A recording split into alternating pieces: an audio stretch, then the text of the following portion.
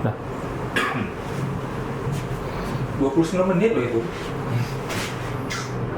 Oke, let's go.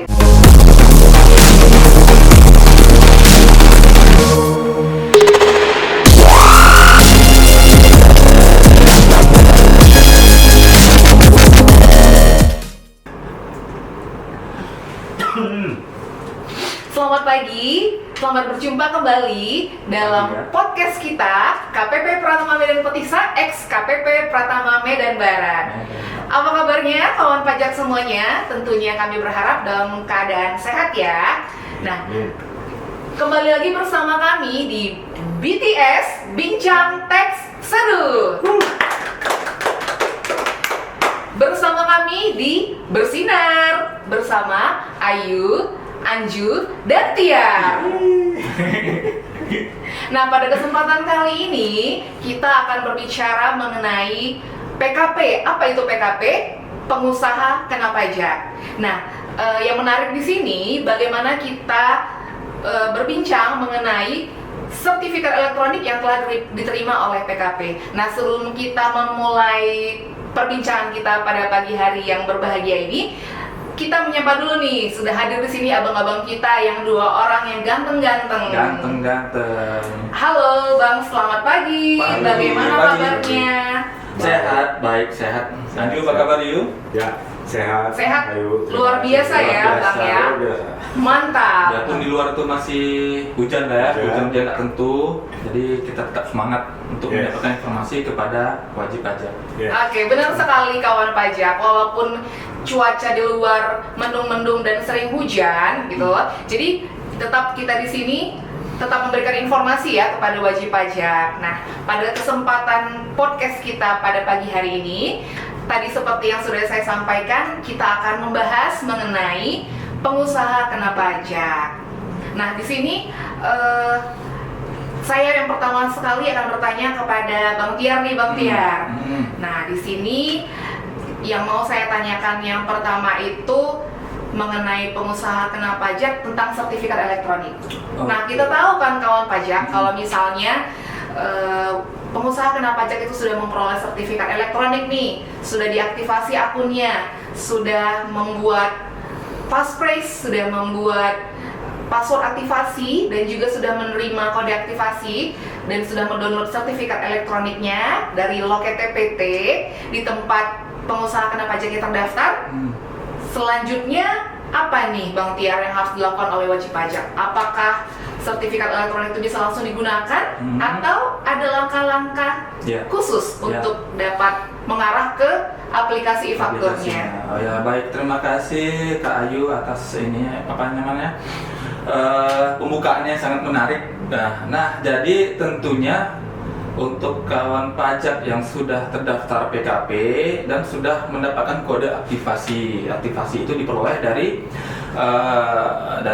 loket pelayanan dan sudah disurvei juga oleh tim PKP. Tentunya itu ada kewajiban, yaitu harus diaktifasi kodenya. Kalau tidak diaktifasi kodenya, itu pasti tidak bisa dipergunakan bulan-bulan berikutnya. Itu 3 bulan kemudian pasti tidak dapat dipergunakan kode aktivasinya. Nah, itu langkahnya. Yang pertama adalah setelah memperoleh kode aktivasi, sudah memperoleh password dari yang sudah dikirimkan lewat email, lewat Innova, dan kemudian passphrase. Nah, itu passphrase itu kan sudah dibentuk langsung di depan petugas pelayanannya. Petugas pelayanan kita ya. Kita sudah dibentuk itu berupa kombinasi angka dan huruf 8 digit. Betul. Nah, langkah berikutnya tentu kan harus diaktifasi aplikasi tersebut ya, kode aktivasi itu. Dan tentunya yang pertama wajib pajak itu harus mempunyai PC ataupun laptop. Dan Laptop lah ya Bang ya. Laptop kan lebih mobile, Iya, lebih gampang betul. dibawa jalan kemana kemari, sana kemari lah ya. Tapi harus diperhatikan sekali lagi spesifikasi daripada si laptop itu sendiri. Begitu Ju. Jadi spesifikasinya kita sarankan memang yang 4 GB RAM-nya itu minimal. Karena kenapa? Seiring perkembangan teknologi, aplikasi maupun yang sudah dirakit berupa komputer itu kan pasti minimal 4 GB. Kalau yang 2 GB itu mungkin yang punya lama lah ya. Tapi kita anjurkan dia memakai yang 4 GB itu standarnya. Terus yang kedua, dia mempunyai kode aktivasi yang sudah diberikan.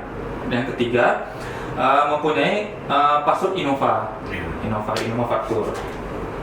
Nah, langkah berikutnya tentunya si wajib pajak itu harus login ke menu website nomor faktur Innova dengan memasukkan password dan NPWP-nya. Nah, sampai di situ kawan pajak bisa mengambil kode aktivasi juga di menu Innova itu, kemudian bisa juga mendownload sertifikat elektroniknya. Betul. Nah, bisa langsung di Innova. Nah, begitu Mbak Ayu. Jadi seperti yang dijelaskan tadi oleh Bang Tiar, jadi para wajib pajak atau kawan pajak semuanya dapat mengakses profil PKP-nya dan sertifikat elektroniknya itu di sistem Innova Online atau e-faktur.pajak.go.id. Ya. Nah, berarti kan Bang Tiar, kalau misalnya kita udah bisa mendownload sertifikat elektronik dari aplikasi Innova Online, kemudian dari situ kita dapat mengetahui kode aktivasinya. Selanjutnya dengan laptop atau PC tadi, apa yang harus dilakukan wajib pajak? Nah, sekiranya nih mungkin wajib pajak ingin mengeluarkan faktur, contohnya ingin mengeluarkan faktur, harus diregistrasi dulu kode aktivasinya itu di aplikasi faktur. Aplikasi faktur itu disesuaikan lagi. Ada yang Windows-nya itu 64 bit dan 32 bit. DJP juga menyarankan agar mempergunakan aplikasinya sesuai dengan bit yang saya sebutkan tadi, 32 bit atau 64 bit. Berarti dilihat dari laptop yang dibawa wajib pajak ya, Bang ya? Betul, speknya dulu nih, 32 bit operating system Windows-nya atau 64 bit. Nah, selanjutnya tugasnya itu adalah hanya mengklik 2 kali e-text invoice, langsung dia akan terbuka menu utamanya, dan langkah selanjutnya kita memasukkan kode registrasi. Berarti diinstal dulu nih Bang? Nggak perlu diinstal, ini kan bukan aplikasi installer, artinya kita hanya membuka aplikasinya yaitu e-text invoice exe. Nah, di situ akan kita masukkan kode aktivasinya. Betul. Itu saja. Masukkan kode aktivasi, masukkan kode passphrase dan sertifikat elektronik. Registrasi ya Bang ya? Registrasi, itu yang pertama. Tapi yang terkhususkan itu adalah harus mempunyai jaringan internet yang stabil. Betul. Itu aja. Itu aja. Nah, setelah dia registrasi sudah selesai, udah tinggal wajib pajak mengambil nomor faktur di nomor faktur itu tadi. Itu saja untuk instalasinya. Gitu Pak. Sampai registrasi.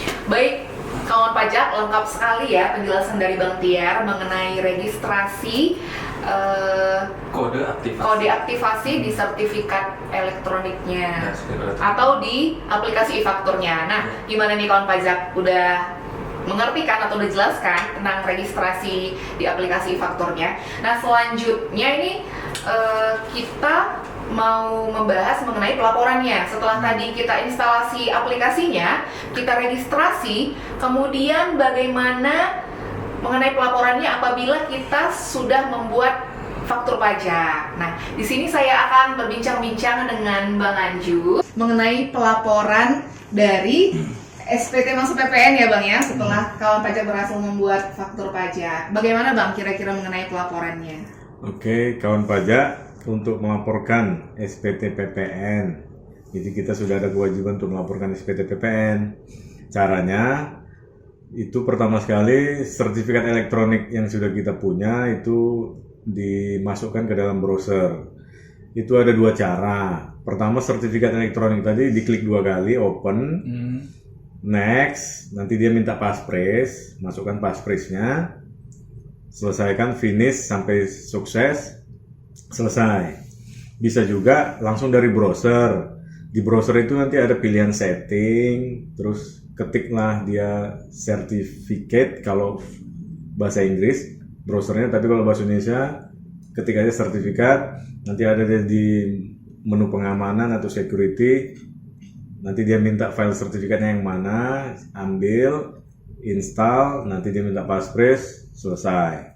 Nah, itulah langkah yang awal untuk melaporkan SPT tahunan, harus kita masukkan sertifikat elektronik ke dalam browser. Setelah masuk, barulah kita buka web e-faktur. Silakan ketik web e-faktur di browser, nanti Google akan mengarahkan web e-faktur. Nanti pilih dia yang paling atas. Silakan diklik web e-faktur, nanti aplikasinya akan terbuka. nanti kelihatan halaman awalnya itu adalah nama perusahaannya. Nama perusahaannya sudah terbaca, itu berarti udah benar. Tinggal masukkan password PKP.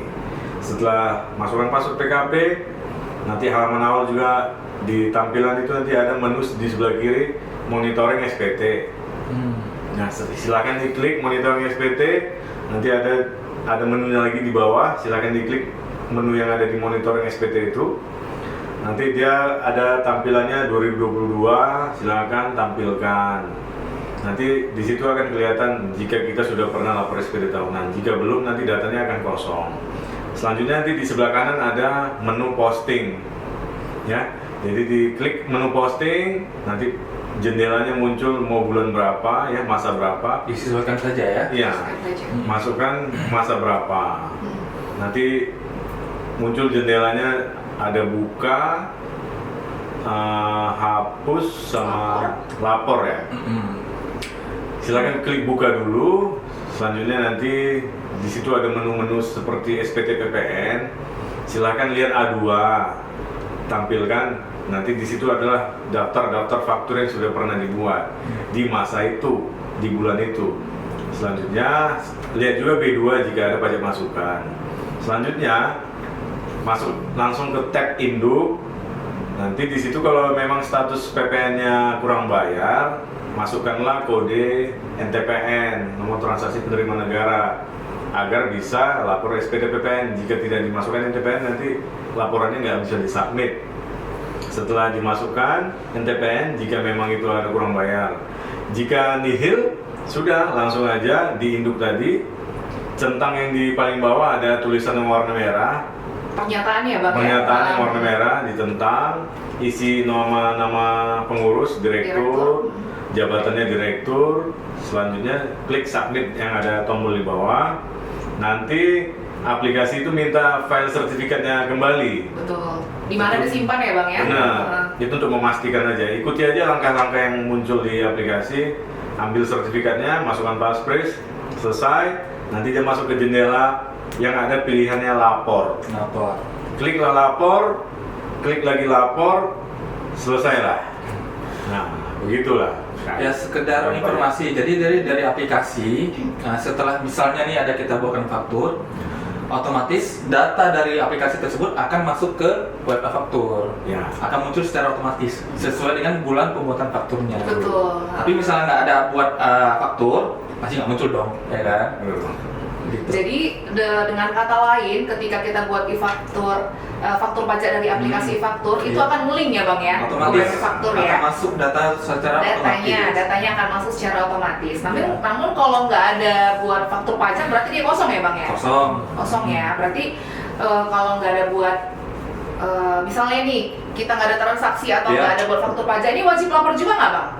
Wajib lapor juga ya. Dendanya tuh lumayan. 500.000. 500.000 kawan pajak. Kalau misalnya nggak lapor ya. Tidak lapor dan terlambat lapor, denda sama 500. Denda 500.000. Wow, cukup besar ya kawan pajak. Jadi dapat disimpulkan bahwasannya apabila kita ada atau tidak transaksi, ada atau tidak membuat faktur pajak, kawan pajak harus tetap lapor melalui web e-faktur, web.fakturpajak.go.id. Benar sekali. Oke. Nah, berarti untuk menghindari denda ini harus kawan pajak lapor ya kan SPT masa PPN-nya. Itu paling lambat kapan ya Bang laporan SPT masa PPN? Oke. Saya boleh sampaikan pelaporan SPT PPN adalah akhir bulan depan. Akhir bulan berikutnya ya Bang? Akhir bulan berikutnya.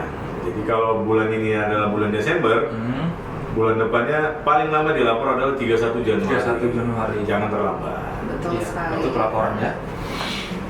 Kalau terlambat, siap-siaplah datang STP 500.000. Itu sudah undang-undang ya kawan pajak. Surat tagihan pajak ya Bang, dari AR-nya ya? Jadi bagi kawan pajak yang nggak mau kena surat tagihan pajak, jangan lupa laporkan SPT masa PPN-nya. Nah, tadi udah kita dengar penjelasan yang sangat lengkap dari abang-abang ini, maka demikianlah podcast kita pada kesempatan hari ini. Dan sampai bertemu kembali di BTS selanjutnya, Bincang Tech Seru bersama Bersinar gitu. Nah, Baik, sebelum kita akhiri podcast kita hari ini, mungkin bisa di follow akun Maxstores kami di mana Bang? Mungkin bisa dibantu Instagramnya? Instagram. Itu Instagramnya. Pajak Petisa. Atau Pajak Medan Petisa. Petisa. Nah. Pajak Medan Petisa. Kemudian juga ada akun Twitter kami di KPP Pertama Medan Petisa, dan ada Facebook kami juga KPP Pertama Medan Petisa. Jangan lupa kawan pajak semuanya di follow dan subscribe gratis. Itu. Oke, baik. Demikianlah podcast kita pada pagi hari ini. Dan yang terakhir kami ucapkan salam sehat buat kita semuanya. DJP Kuat, Indonesia Indonesia Maju.